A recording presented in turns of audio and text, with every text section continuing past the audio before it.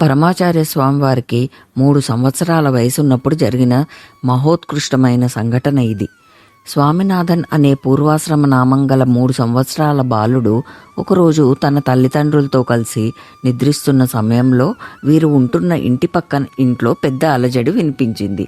ఆ ఇంట్లో ఉండేవారు ఇంటికి తాళం వేసి ఊరు వెళ్లారు. లోపల ఇంట్లో గిన్నెలు మూట కడుతున్నట్లు, గిన్నెలన్నీ కింద మీద పడుతున్నట్లు ఏవో పెద్ద పెద్ద శబ్దాలు వినిపిస్తున్నాయి.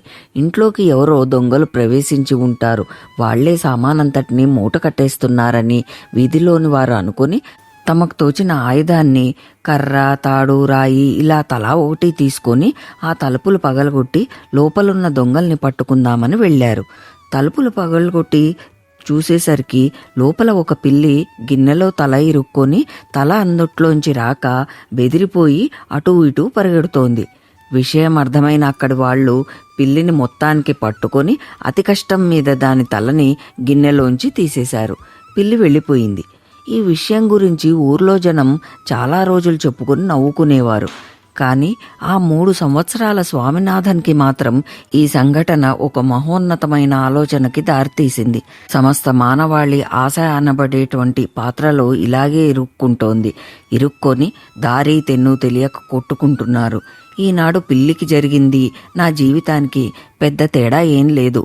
అంతే, స్వామినాథన్కి ఆశాపాసముల చేత తగులుకొనబడిన జీవుల దైన్యస్థితిని తల ఇరుక్కున్న పిల్లిలో చూసిన తర్వాత జీవితంలో మొదటిసారిగా ఆశ అనే దాని మీద అసహ్యం ఏర్పడింది.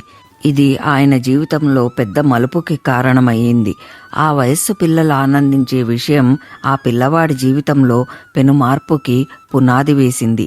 ఈ విషయాన్ని స్వామివారే 70 సంవత్సరాల వయసులో ఉన్నప్పుడు కూడా గుర్తు చేసుకుంటూ ధ్యానమగ్నులయ్యారు.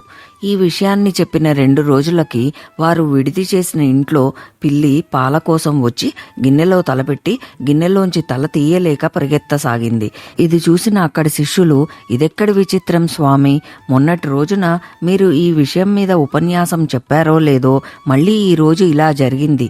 కాబట్టి మేము ఇక నుంచి పాలను మరచెంబులో పోసి మరమూతలు బిగిస్తాం, అప్పుడు పిల్లులు తలదూర్చలేవు కదా అన్నారు.